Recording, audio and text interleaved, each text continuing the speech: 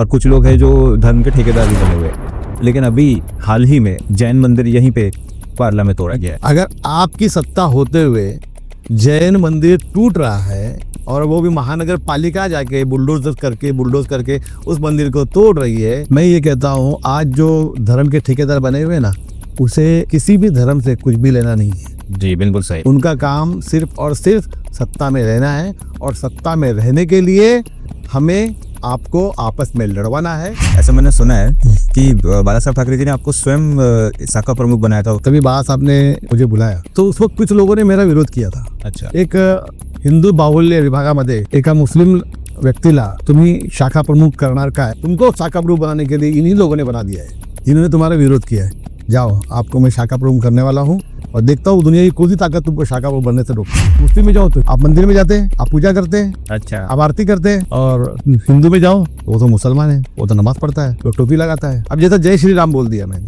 तो जय श्री राम बोल देने से मैं मुसलमान से हिंदू नहीं हुआ, या किसी हिंदू ने नारे तकबीर अल्लाह अकबर बोल दिया तो वो हिंदू से मुसलमान नहीं होता है। देखिए बाला साहब की जो राजनीति थी वो हमेशा कहते थे मैं मुसलमान के खिलाफ नहीं हूँ, मैं उनके खिलाफ जो हिंदुस्तान में रहकर पाकिस्तान की बात करते हैं, पाकिस्तान की लिए बम फोड़ते हैं, मैं उनके खिलाफ हूँ।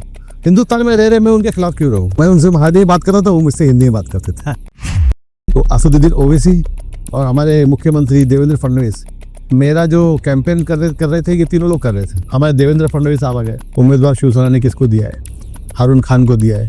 यहाँ पे पहले लव जिहाद होता था, अभी वोट जिहाद हो रहा है। AIMM को हमने मेजरली देखा है कि वो हमेशा ऐसी जगह पे उम्मीदवार खड़े करते हैं, वो इनडायरेक्टली वो बीजेपी की हेल्प करने की कोशिश करते हैं। तो क्या आप भी AIM का बी टीम देखते हैं बीजेपी? मैं तो ABCD से लेकर Z तक देखता हूँ। ये देखा कि 1,08,000 यहाँ पे मुस्लिम है जी, कि यहाँ पर अगर मैं उम्मीदवार देता हूँ तो भारतीय जनता पार्टी का उम्मीदवार आसानी से निकल जाएगा, वोट कटेगा। पूरे मुंबई को खोद के रखा है। 1 किलोमीटर रोड बनाने के लिए अभी वहाँ पर अगर 6 महीने का टाइम है, हमारे परचेज ऑर्डर में रहता है 2 साल का टाइम। अब वो कॉन्ट्रैक्टर को मालूम है कि भाई 2 साल का टाइम है तो मैं काम 2 साल तक खींचूं। एक ही कॉन्ट्रैक्टर को पूरा काम मिल गया है। अब वो कॉन्ट्रैक्टर ने क्या किया है, 10 लोगों को काम दे दिया है। अब वो 10 लोग क्या कर 10 खड्डे कर देते हैं, 10 रास्ते खोद देते हैं। कोई प्रॉपर प्लानिंग कोई प्रॉपर प्लानिंग नहीं है। और एक ऑफिसर तो बोला नाम मत देना, मैं इतना ही कहता हूँ कि भाई without planning we are doing planning.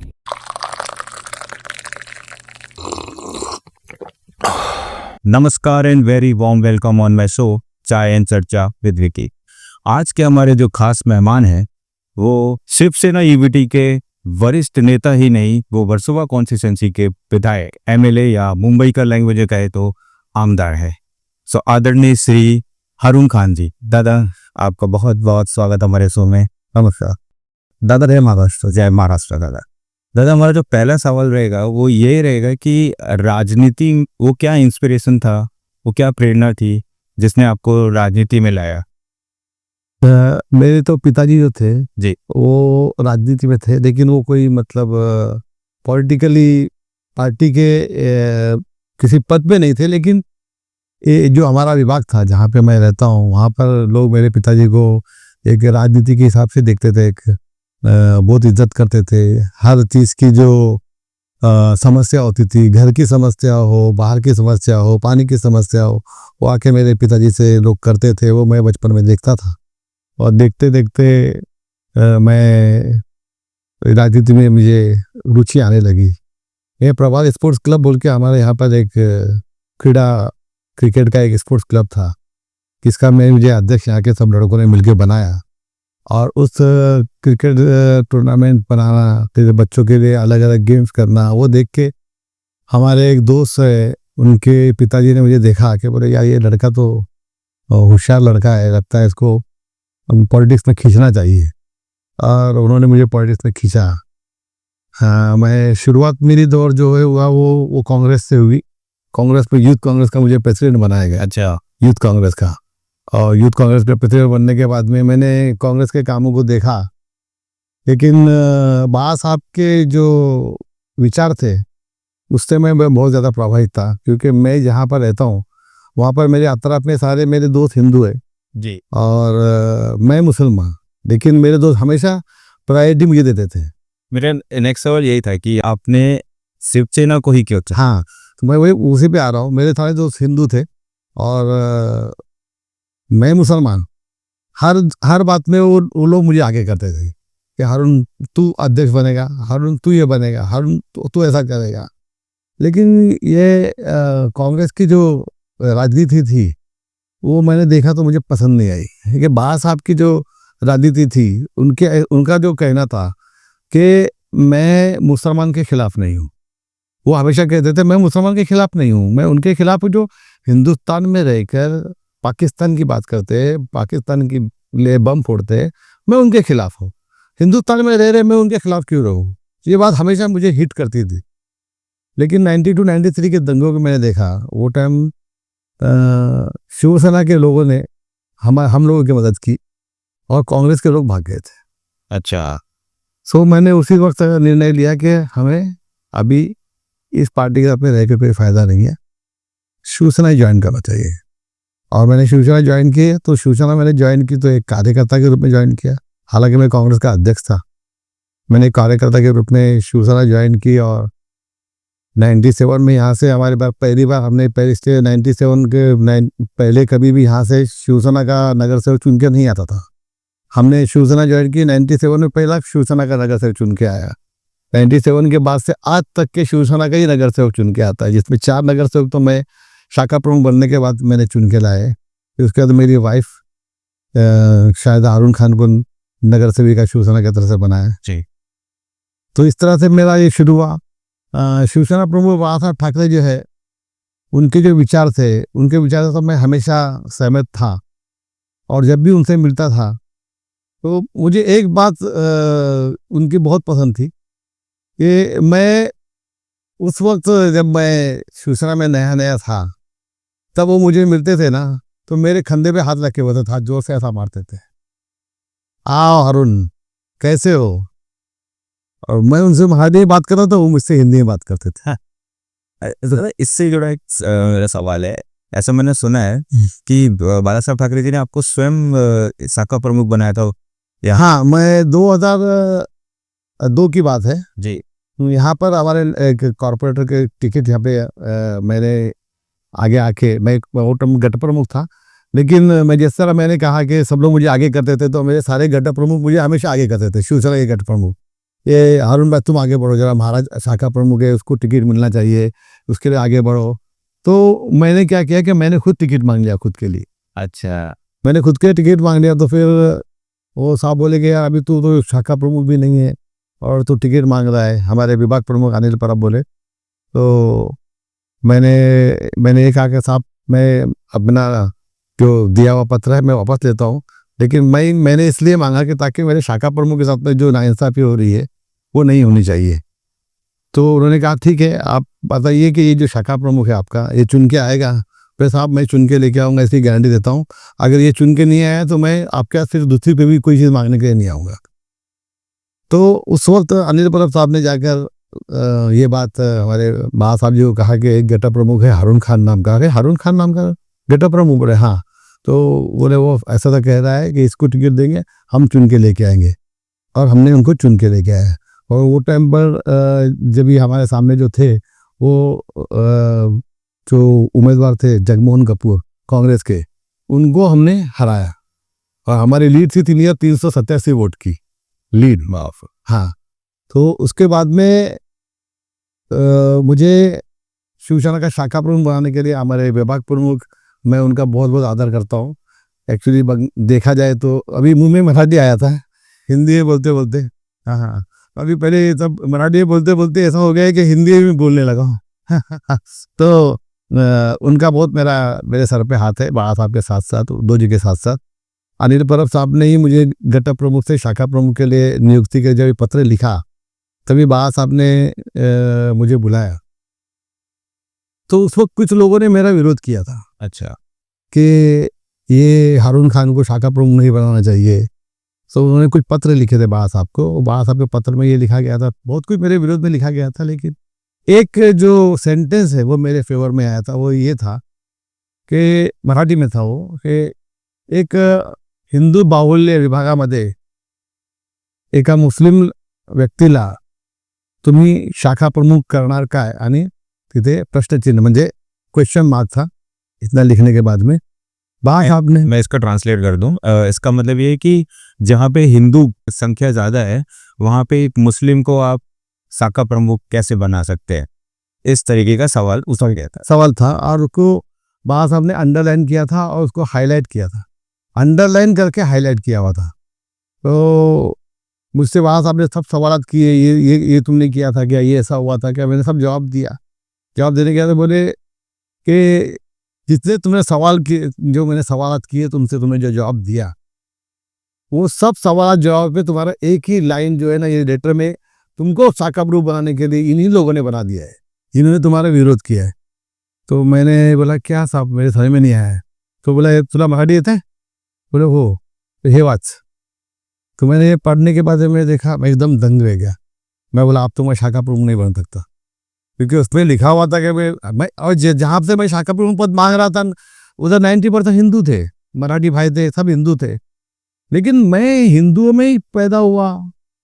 मेरे पिताजी यहाँ पर सब, हमारे जो चौल है वो चौल के अंदर मेरे पिताजी ने कभी ये नहीं सोचा कि मैं किसी मुसलमान को लाकर रखूँ। उसे सारे हिंदुओं को हमारे चौल के अंदर लगभग 48-50 हमारे रूम्स है, उसमें सारे के सारे हिंदू है। तो मुझे कभी ऐसा महसूस नहीं हुआ कि ये हिंदू मुस्लिम कभी हो सकता है ऐसा। लेकिन वो देखने के बाद मैं बोला अब मैं शाखा प्रमुख नहीं बन सकता। लेकिन बात हमने कहा कि जो लिखा है ना यही तुम्हारे फेवर में है। मैंने कभी भी किसी भी कार्यकर्ता को, किसी की जात, किसी का धर्म, किसी को गोत्र देख के मैंने कभी शाखा प्रमुख नहीं बनाया। मैंने देखा वो कार्यकर्ता शिवसैनिक है, काम करता है, उसे मैं कार्यकर्ता बनाऊंगा। जाओ, आपको मैं शाखा प्रमुख करने वाला हूँ और देखता हूँ दुनिया की कौन सी ताकत तुमको शाखा प्रमुख बनने से रोकती है। और वो 2003 में बाबा साहब ने मुझे आशीर्वाद दिया। मैं उनसे 2003 में मिला।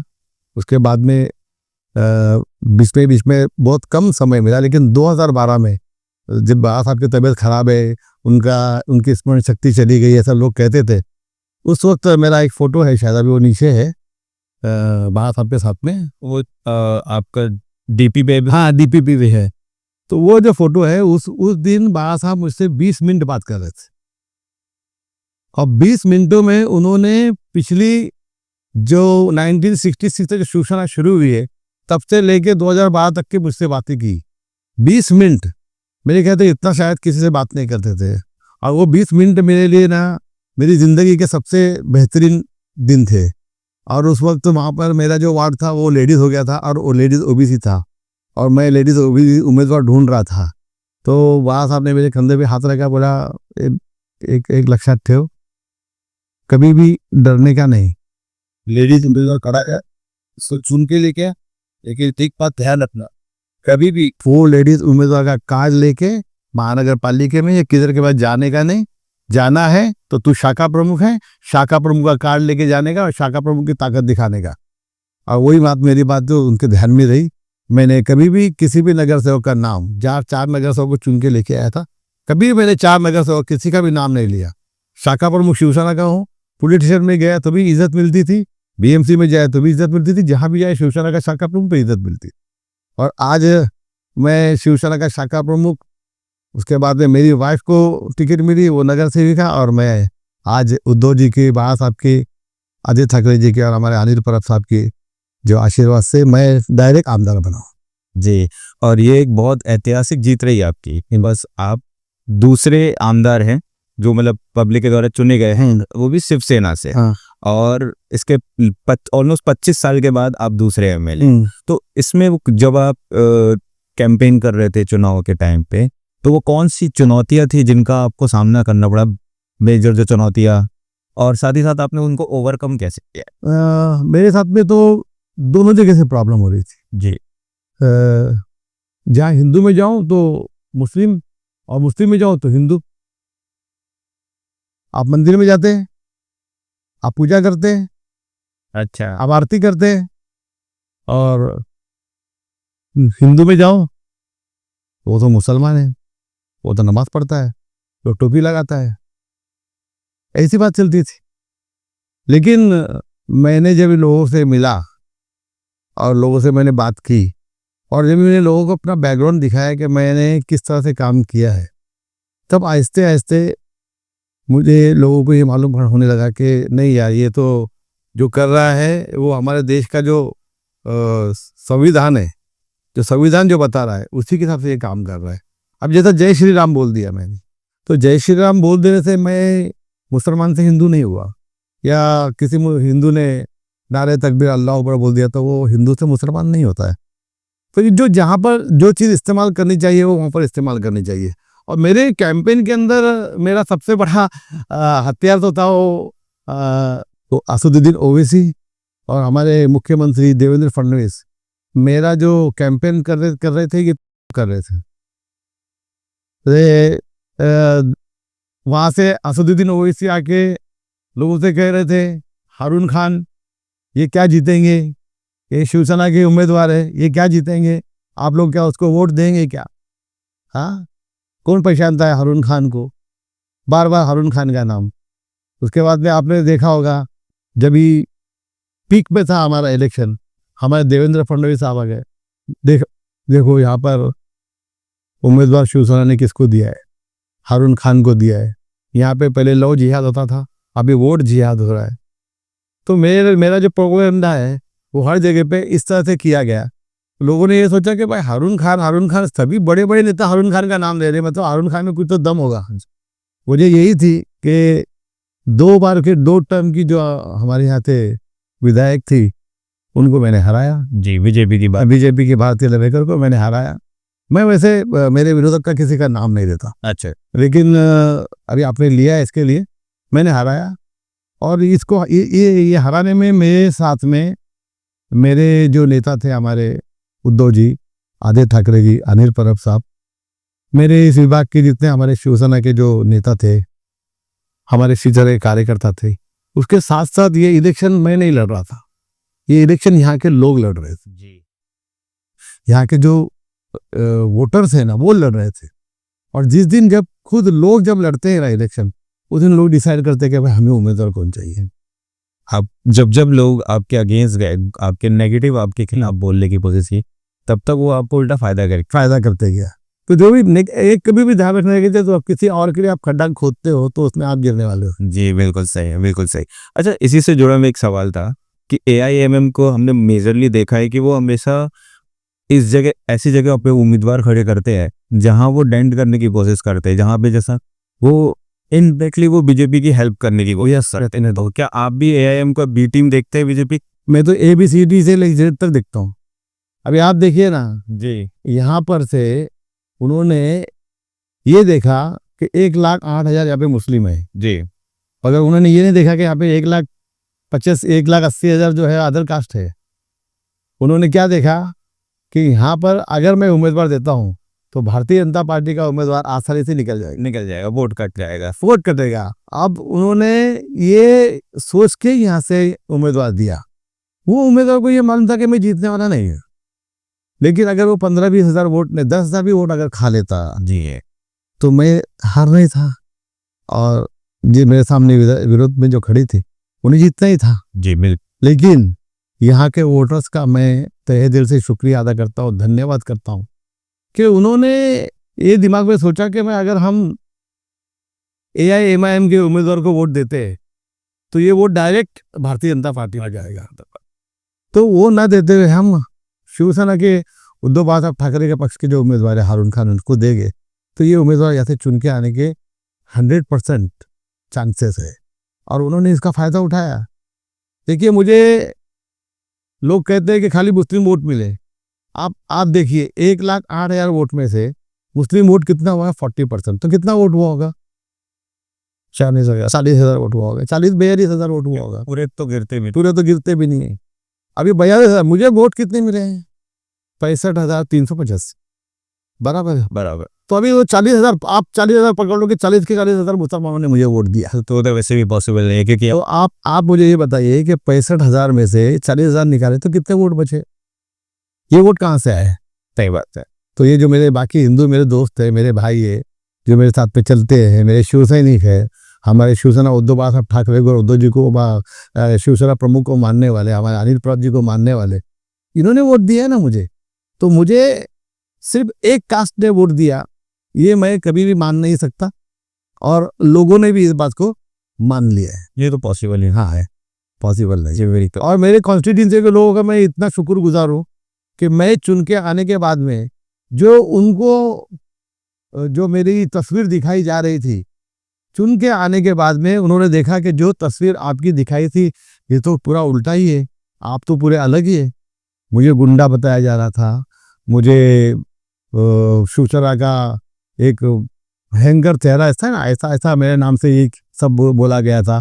फिर इनकी पूरी फैमिली बैकग्राउंड जो है वो एकदम ये है। अच्छा। लेकिन जब हाँ, अब जब उन्होंने मेरा फैमिली बैकग्राउंड देखा, जब उन्होंने मेरा छापा देखा, काटा तो पहले दिखा दिया था उन्होंने, तो छापा देखा, जैसा दो सिक्के के दो पहलू होते हैं, उसके बाद में लोगों को ये लगा कि नहीं यार ये आदमी तो काम का है।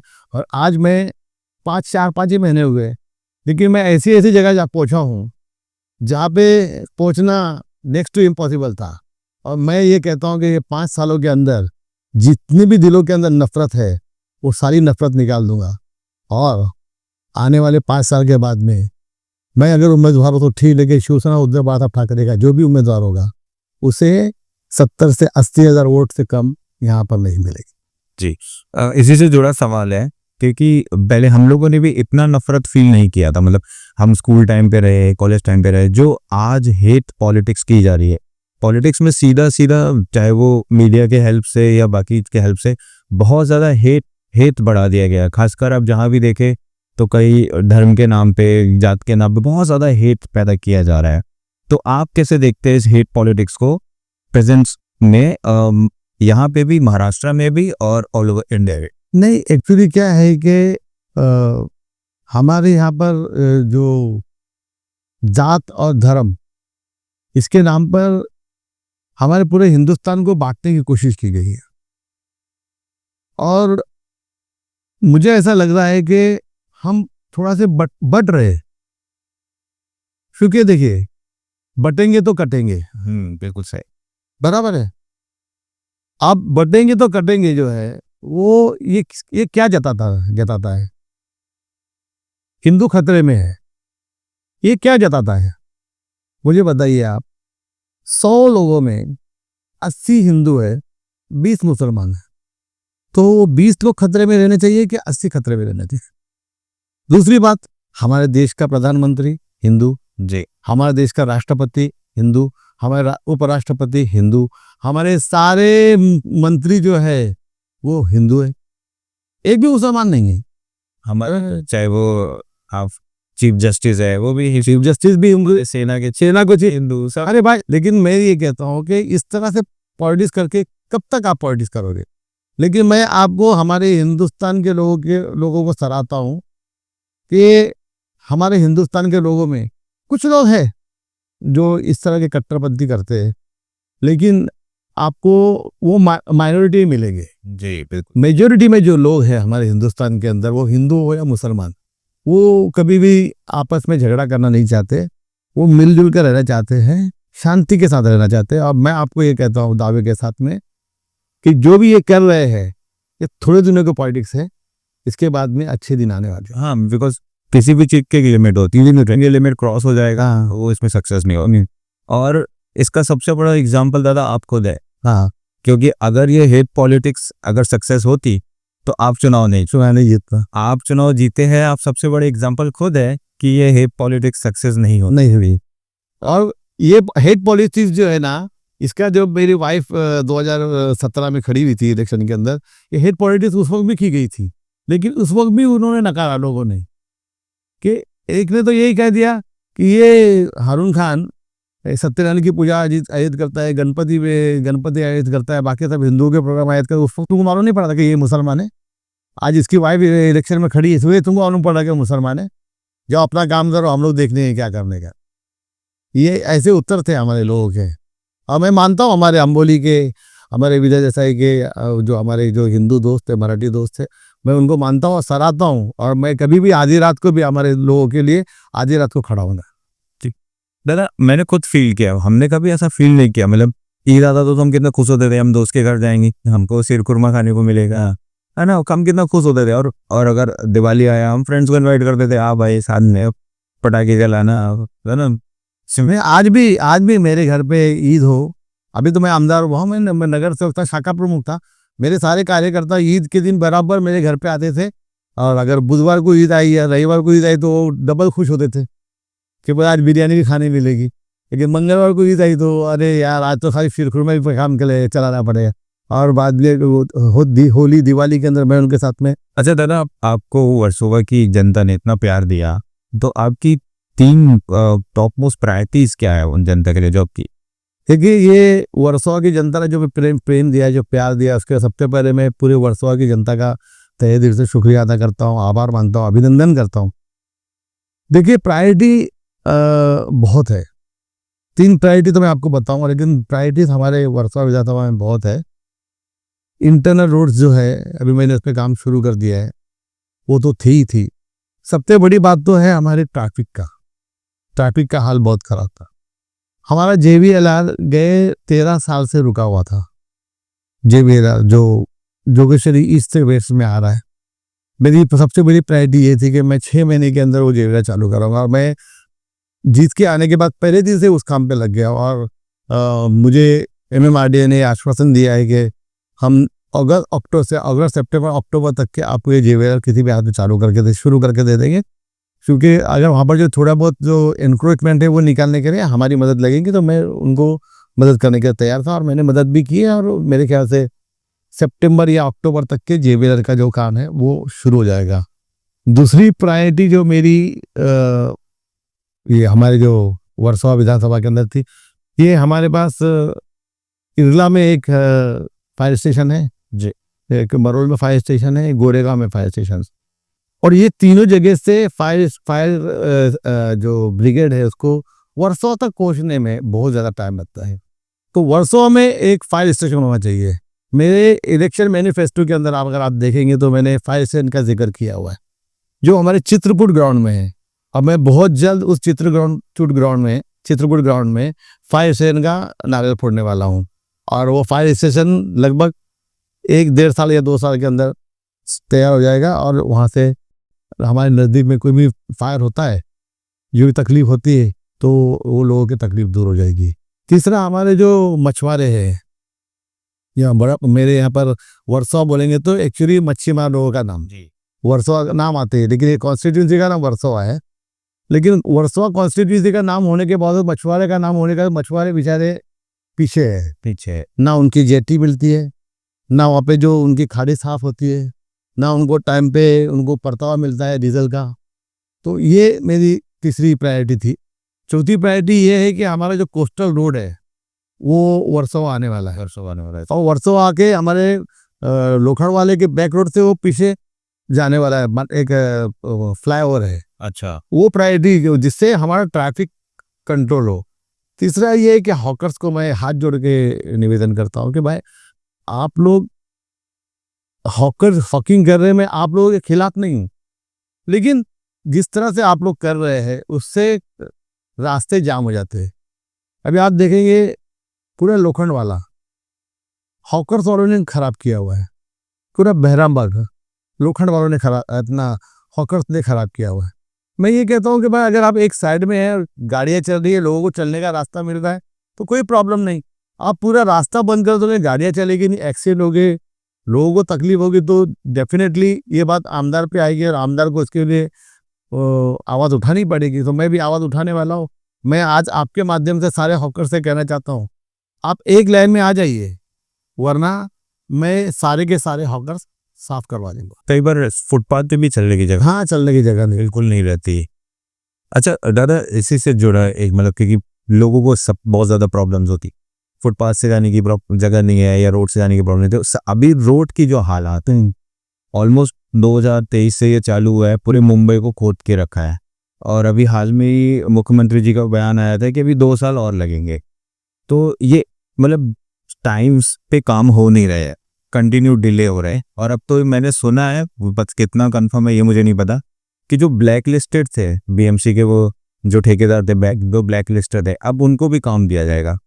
तो ये क्या है, मतलब ये टाइम पे काम नहीं होना और अब ब्लैक लिस्टेड को भी काम पे। एक्चुअली कैसा है कि जो काम देते हैं अभी, टाइम लिमिट जो है इंजीनियर के हिसाब से होनी चाहिए। जी। अभी एक रोड बनाने के लिए, समझे 1 किलोमीटर रोड बनाने के लिए कितना टाइम लगता है, कितना दिन लगता है। अभी वहां पर अगर 6 महीने का टाइम है, हमारे परचेज ऑर्डर में रहता है 2 साल का टाइम। अब वो कॉन्ट्रैक्टर को मालूम है कि भाई 2 साल का टाइम है, तो मैं काम 2 साल तक खींचू। और अभी तो पूरी मुंबई के रोड्स को तो और आज आप देखेंगे पूरे मुंबई के रोड खोदे हुए हैं। आप वर्सोवा कॉन्स्टिट्यूंसी खाली लिए, मैं पूरा मुंबई बोल ही नहीं रहा हूँ, खाली वर्सोवा कॉन्स्टिट्यूंसी देख लिया। हर जगह को आप कहीं भी जाके देखिए, आपको ट्रैफिक ही ट्रैफिक मिलेगी। क्यों? वहाँ खोदा हुआ है। तो मैंने एक हमारे जो अधिवेशन के अंदर एक शेर भी मारा था कि हमारे महानगर पालिका का जो काम होता है वो इस तरह से होता है कि यहाँ भी खुदा, वहाँ भी खुदा, आगे भी खुदा, पीछे भी खुदा, ऊपर भी खुदा, नीचे भी खुदा। तो फिर आगे क्या? जहाँ नहीं खुदा वहाँ काम चालू है। जी, तो बहुत पैथेटिक हालत है। बहुत बहुत पैथेटिक हालत है। और इस तरह से कम महानगर पालिका के अभी वो उनको जो ऑफिसर थे उनको तो जो ऑर्डर मिला उनको ऑबे करना पड़ता है। लेकिन कम से कम हमारे जो ऊपर जो बैठे उच्च स्तरीय लोग हैं, उन्होंने सोचना चाहिए ना कि भाई अभी आज एक आप देखेंगे हमारे इसमें वर्सोवा कॉन्स्टिट्यूंसी में यमुना नगर पूरा रोड खोद दिए, और रोड खोदने के बाद बोलते यार वो प्राइवेट है, बंद कर दो काम। अरे वाह, अब पैसा होगा, वो जनता को परेशान रहेगी। तो जनता पूरी परेशान। जब आप खोद रहे थे तभी आपको मालूम नहीं था ये प्राइवेट रास्ता है, रास्ता आपने खोद दिया। आप खोदने के बाद में से छोड़ देंगे, ये नहीं चलेगा। अगर ये काम नहीं करेंगे आप, तो ये पहला आमदार होगा जो रोड पे आके बैठ जाएगा। और मुझे कोई शर्म नहीं है रोड पे आके बैठने के लिए। अब वो काम चल रहा है, लेकिन मेरा कहना यही है कि आप पूरे रास्ते मत खोदिए, एक एक खोदिए, एक एक काम कीजिए। और दूसरा है कि एक ही कॉन्ट्रैक्टर को पूरा काम मिल गया है। अब वो कॉन्ट्रैक्टर ने क्या किया है, 10 लोगों को काम दे दिया है। अब वो 10 लोग क्या करते, 10 खड्डे कर देते हैं, 10 रास्ते खोद देते हैं। 10 रास्ता को बराबर है। वो अभी उनको 10 लोगों को काम मिला है, वो एक ने 10 लोगों को काम दिया, तो वो 10 जगह खोदना है, 10 जगह खोद डालेंगे वो लोग। अगर आप खुद अकेले कॉन्ट्रैक्टर है, आपको 2 साल के अंदर ये 10 रास्ते बनाने हैं, तो आप डिसाइड कीजिए ये रास्ता बनाने के बाद में इधर ट्रैफिक आप डाइवर्ट कर सकते हो, ये बना लो, फिर वो रास्ता चालू, फिर वो रास्ता चालू करो। लेकिन आप क्या कर रहे हो, 2 साल के अंदर वो 10 रास्ते पूरे एक साथ में मुझे बनाना है। 10 कॉन्ट्रैक्टर को सब कॉन्ट्रैक्ट कर दिया, 10 कॉन्ट्रैक्टर रास्ते खोद के रख दिए, ना कोई पूछने वाला। आरटीओ वाले बोलते हम क्या करेंगे, हमको वहां से ऑर्डर मिला है। ये ऑफिसर बोलते हम क्या करेंगे, हमको वहां से ऑर्डर मिला है। कॉन्ट्रैक्टर बोलता है हमको वहां से ऑर्डर मिला, हम खोद के रख दिए। मतलब कोई प्रॉपर प्लान कोई प्रॉपर प्लानिंग नहीं है। और एक ऑफिसर तो बोला नाम मत देना, मैं इतना ही कहता हूँ कि भाई without planning we are doing planning. But सच में दादा भी मतलब यही हाल अगर देखा जाए तो बीएमसी में भी चुनाव नहीं हो रहा है, और पूरे मुंबई का डिसीजन सिर्फ एक ही इंसान ले रहा है, वो है कमिश्नर। तो ये मुंबई कैसे चलाएगा वो, और क्यों नहीं चुनाव हो रहा है? अभी मुझे तो ये समझ नहीं आ रहा है कि कैसे चलाएगा। मुझे तो ऐसा लगता है कि कमिश्नर को जो एक तरफ से जो ऑर्डर मिलते हैं जी कि भाई ये फंड यहाँ जाना चाहिए, ये फंड वहाँ जाना चाहिए, और जो आमदार जो है जिस पक्ष का पक्ष सत्ता में है उस पक्ष के आमदार को पूरा फंड दे देते हैं। अब वो आमदार कितना फंड इस्तेमाल करता है, कितना काम करता है, वो जाने, महानगर पालिका जाने। और इस तरह से काम नहीं होगा। महानगर पालिका में नगर सेवक होना बहुत ज़रूरी है, क्योंकि देखो आमदार के काम होते हैं, बड़े बड़े काम करने होते हैं। खासदार को खासदार के काम होते हैं। आज खासदार को और आमदार को नगर सेवक के काम करने पड़ रहे हैं। आज मुझे गटर साफ करवाना पड़ रहा है, गलियों में जाके मुझे गटर साफ करवा पा रहा है, गलियों में जाके मुझे गटर बनवाने पड़ रहे हैं। इस वजह से, क्योंकि मैं नगर सेवक आज हमारे एरिया में नहीं है, विभाग में नहीं है, तो जो नगर सेवक का काम है वही मुझे करना पड़ रहा है। आमदार के काम बाजू में रहते हैं। जो हमको विकास के काम करने चाहिए वो विकास के काम बाजू में रहते हैं, और हम नालियों और गटरों में पड़े हुए। तो जो काम जो जिसका होता है वो उनको करना चाहिए। मैं तो ये कहता हूँ कि क्यों अब ये लोग नहीं करना चाहते महानगर पालिका का इलेक्शन, ये तो वही जाने। क्योंकि देखिए यहाँ पर सत्ता किसी की भी आए, काम करने वाला आदमी होना जरूरी है। अभी ये डर के मारे कि भाई यहाँ से मुंबई से शिवसेना के 10 आमदार चुन के आए हैं, तो सत्ता फिर शिवसेना उद्धव ठाकरे की आने वाली है, तो हम इलेक्शन नहीं करवाएंगे। तो कब तक इलेक्शन नहीं कराएंगे, कितने दिन तक इलेक्शन नहीं करवाएंगे? एक दिन तो आएगा, आपको करवाना ही पड़ेगा। कोर्ट ने तो कोई ऐसा स्टे दे के रखा हुआ नहीं है महानगर पालिका के इलेक्शन के ऊपर, लेकिन आप लोगों ने इसे रोक के रखा हुआ है। कब तक रोकते हैं, देखते हैं। अभी अक्टूबर में करते हैं कि फरवरी में करते हैं, देख ले रहे हैं। दादा इन द एंड परेशान तो जनता होगी, क्योंकि जनता के पास चॉइस नहीं है। क्योंकि अगर कई बार ऐसे छोटे मोटे मुद्दे होते हैं, हर मुद्दे लेके आप आमदार के पास या खासदार के पास नहीं जाया जा सकता, तो जनता जाती है अपने नगर सेवक के पास, जो हमारा कॉर्पोरेटर रहता है। बट जब तक चुनाव नहीं होगा, कॉर्पोरेटर नहीं होगा, तब जनता एंड सफर जो करना होगा वो जनता को करना पड़ता है। ये तकलीफ सारी जनता को करनी पड़ती है। और अभी अभी अगर कॉर्पोरेटर होते तो मेरे कॉन्स्टिट्यूंसी में 6 कॉर्पोरेटर होते जी। तो 6 कॉर्पोरेटर में जो काम है वो डिवाइड होता, लेकिन यहाँ पर काम डिवाइड भी नहीं हो रहा है सब जगह। और लोगों को काम है, बेचारों को एक ही जगह पे आके मिलना पड़ता है, एक ही जगह सिग्नेचर के लिए, एक ही जगह लेटर्स के लिए। अगर 6 नगर सेवक है तो मेरा भी काम कितना बचता, मेरा भी टाइम बचता। आज मुझे सुबह से लेकर शाम तक के वक्त ही नहीं रहता है। लोग अभी भी आप देखेंगे नीचे खड़े हुए हो गए, आधार कार्ड पे साइन चाहिए, पैन कार्ड के लिए साइन चाहिए, राशन कार्ड के लिए लेटर चाहिए, यही सब काम चल रहा है। जो नगर सेवक लोग जो कर सकते थे काम एरिया के, वो आमदार को करने पड़ रहे हैं। तो जो आमदार का काम है वो बाजू में रह जाता है। ठीक है, देखते हैं कितने दिन चलता है, लेकिन मेरा तो इतना ही कहना है कि महानगर पालिका के इलेक्शंस बहुत ज़रूरी है और वो होने चाहिए। इलेक्शन से ही जुड़ा नेक्स्ट सवाल है कि अभी हाल ही में जो इलेक्शन हुआ था उसमें आपकी पार्टी को वो सफलता नहीं मिली। जो हमने देखा है वो उद्धव जी महाराष्ट्र की जनता के लिए और पार्टी के लिए वो केंद्र से, यानी केंद्र की जो सरकार जो दिल्ली है उससे भी वो भिड़ गए। इससे उनको भले पॉलिटिकल लॉस हुआ, लेकिन फिर भी वो अपने अपने हक के लिए मीन्स जनता के लिए खड़े रहे। तो ये बात जनता समझ नहीं पाई या अभी? नहीं, ये बात जनता शायद समझ नहीं पाई या जनता कुछ वादों में बह गई जी। जैसे लाड़की बहना, जो हम लोग इलेक्शन के तो आप ब्लैक पे पैसा दे रहे थे, वो आपने वाइट में पैसा दिया लोगों को जी। तो वो लाड़की बहना को 1500 रुपये दिया आपने, एक साथ में 2-2, 3-3 हफ्ते एक साथ में दे दिए। तो जो आप इलेक्शन में पैसा घर में पहुंचाते थे, वो आपने यहाँ से कान ना पकड़ते हुए डायरेक्ट आपने कान पकड़ लिया और सबके घरों तक पैसा पहुंचा दिया। तो ये एक बड़ा ये था कि लाडली बहना जो है, वो सारी लाडली बहना 1500 के वजह से एक तरफ हो गई। ये योजना है, ये योजना है, ये योजना है, सारी free free free free free free free. तो वो उसके चक्कर में लोग आ गए। और हमारा हिंदुस्तान और हमारे महाराष्ट्र के बारे में जो सोच रहा है, उस नेता को निग्लेक्ट करते हुए सिर्फ और सिर्फ फ्री के पीछे लोग भागे। आज लोगों को समझ में आ रहा है कि जितनी फ्री चीज़ें दी जा रही है उसकी वजह से आज हमारा जो बजट आया है वो डेफिसिट में आया है, नुकसान में आया है। फर्स्ट टाइम जो 1500 था अभी उसको भी कम करके 500 कर दिया। अभी वो कर दिया है, सुना तो है, लेकिन अभी तक के हमको आमदार लोगों को ये बात की खबर नहीं है। लेकिन अभी हमने सुना है कि 500 कर दिया। ये हो सकती है अफवाह भी होगी, लेकिन हम ये कहते हैं कि अगर आपने कुछ फ्री में शुरू किया है और आपने इलेक्शन में वादा किया था कि अभी 1500 दे रहे हैं, अभी हम 2100 देंगे, तो मैं तो कहता हूँ कि अभी आप 2100 दीजिए। नहीं, सही बात है। अगर आपने प्रॉमिस किया है तो आप दीजिए। फुलफिल कर। अगर आपने प्रॉमिस नहीं किया है तो आप मत दीजिए। आपने प्रॉमिस किया है कि 1500 देंगे, आप हमको वोट देके आप चुन के लाएंगे तो हम 2100 करेंगे, तो आप 2100 कीजिए। जी, सही बात है।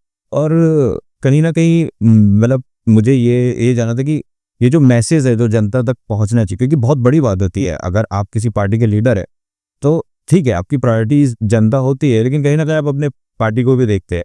लेकिन उद्धव जी ने मेजर जो फोकस किया वो जनता के लिए किया, और उसके लिए उनको पॉलिटिकल लॉस हुआ, उनको उनके सत्ता से जाना पड़ा।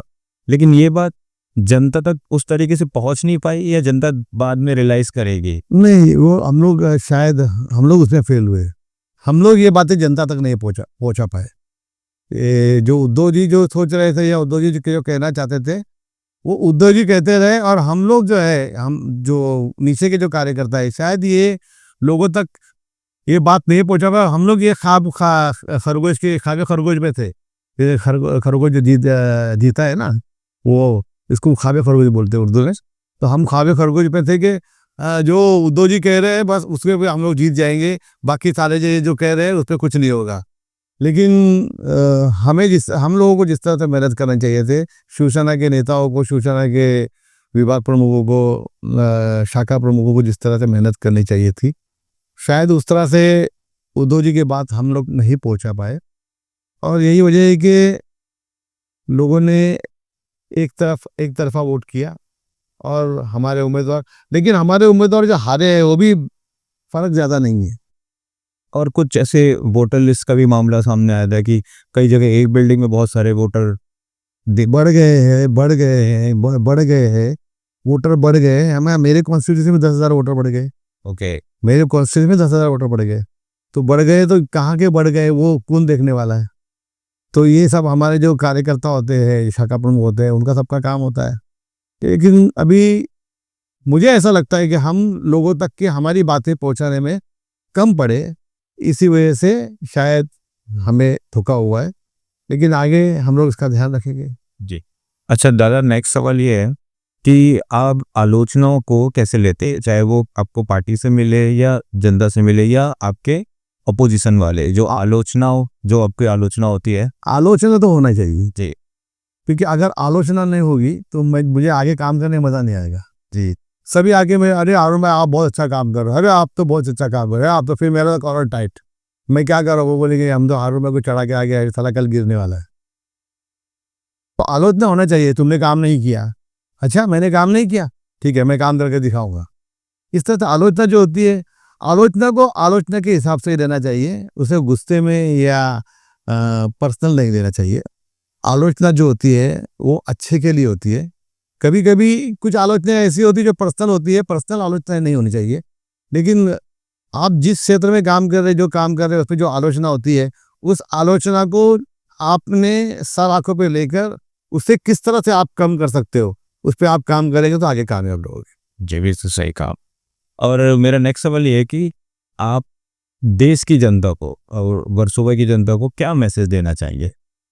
मैं देश की जनता को, और वर्षा, मैं इतना बड़ा आदमी तो नहीं हूँ कि पूरे देश की जनता को, लेकिन फिर भी एक विधायक के रूप में मैं यही कहना चाहता हूँ कि ये हमारा देश ये सोने की चिड़िया थी और इसे सोने की चिड़िया रहने देना चाहिए। हमारे देश का जो संविधान है, उस संविधान जो हमें डॉक्टर बाबा साहब अम्बेडकर ने दिया है, उस संविधान को हमें कायम रखना चाहिए। हमारे देश में हिंदू, मुस्लिम, सिख, ईसाई जिस तरह से प्रेम से, प्यार से एक साथ होकर रह रहे हैं, न कोई देखता है कि इसका क्या धंधा है, कोई क्या देख रहा है, किसका धंधा है, ये न करते हुए हमें जिस तरह से हम कई सालों से एक साथ रहते हुए आए हुए, इसी तरह से आगे भी रहे तो हमारा देश भी तरक्की करेगा, हम भी तरक्की करेंगे, हम सब तरक्की करेंगे। मैं इतना ही कहता हूँ कि किसी भी धर्म में, किसी भी जात में कीड़े निकालने का काम न करते हुए उसमें अच्छा ही निकाल कर अगर हम देखेंगे तो सारे धर्म आपको अच्छे नजर आएगी। जी। तो धर्म के चश्मे को निकाल के हमारे देश के संविधान के चश्मे को अगर आप आपके आंखों पर लगाएंगे तो आपको ये देश बहुत सुनहरा और क्या बोलते हैं उसको, सूरज की तरह नजर आएगा। जी। इसी से जुड़ा लास्ट सवाल है कि लोग धर्म को लेके बहुत ज़्यादा आजकल बातें तो कर रहे हैं और कुछ लोग हैं जो धर्म के ठेकेदार भी बने हुए, लेकिन अभी हाल ही में जैन मंदिर यहीं पे पार्ला में तोड़ा गया है। तो अभी जो धर्म के ठेकेदार बने हुए थे वही जैन मंदिर के डिमोलिशन के बाद में मोर्चा निकालने के लिए खड़े हुए हैं। मेरे तो ये समझ में नहीं आ रहा है कि भाई सत्ता में कौन है और विपक्ष में कौन है। अगर आपकी सत्ता होते हुए जैन मंदिर टूट रहा है और वो भी महानगर पालिका जाके बुलडोज करके उस मंदिर को तोड़ रही है और आप सोए हुए हैं, और मंदिर के टूटने के बाद में आपके दिमाग में ये बात आती है, अरे ये मंदिर टूट गया, अभी वो सूचना वालों ने मोर्चा निकाल दिया, अगर हम नहीं निकालेंगे तो हम भी वोट हमारे खराब हो जाएंगे, महानगर पालिका में जैन हमको वोट नहीं देंगे, तो आप बैनर लगाएंगे, आप ये करेंगे। ये किस तरह की पॉलिसी है? मैं ये कहता हूँ आज जो धर्म के ठेकेदार बने हुए ना, उसे और उन्हें और उनके आकाओं को किसी भी धर्म से कुछ भी लेना नहीं है। जी बिल्कुल सही। उनका काम सिर्फ और सिर्फ सत्ता में रहना है और सत्ता में रहने के लिए हमें आपको आपस में लड़वाना है, और आपस में जब तक के लड़वाते रहेंगे और हम जब तक के आपस में लड़ते रहेंगे, ये हमारे देश पे हुकूमत करते रहेंगे, जैसे अंग्रेजों का था फूट जैसा अंग्रेजों का था। फूट करो और राज करो जी। राज करो। दादा एक और लास्ट, हमारे जो फॉलोअर्स हैं उनको आप एक रिक्वेस्ट कर दीजिए कि हमारे चैनल को सब्सक्राइब कर दें। मैं मेरे फॉलोअर्स को और इनके फॉलोअर्स को, और आज इस माध्यम से, यूट्यूब के माध्यम से जो भी लोग इस कार्यक्रम को देख रहे हैं, मैं उनको तमाम लोगों को हाथ जोड़ के विनती करता हूँ कि इस चैनल को सब्सक्राइब कीजिए, इसे आगे बढ़ाइए, और इस तरह के लोगों को अगर आप आगे बढ़ाएंगे तो हमारा देश, इनके साथ हमारा देश भी आगे बढ़ेगा, हम भी आगे बढ़ेंगे, आप भी आगे बढ़ेंगे। धन्यवाद। जय हिंद, जय महाराष्ट्र, वंदे मातरम। जय हिंद, जय महाराष्ट्र।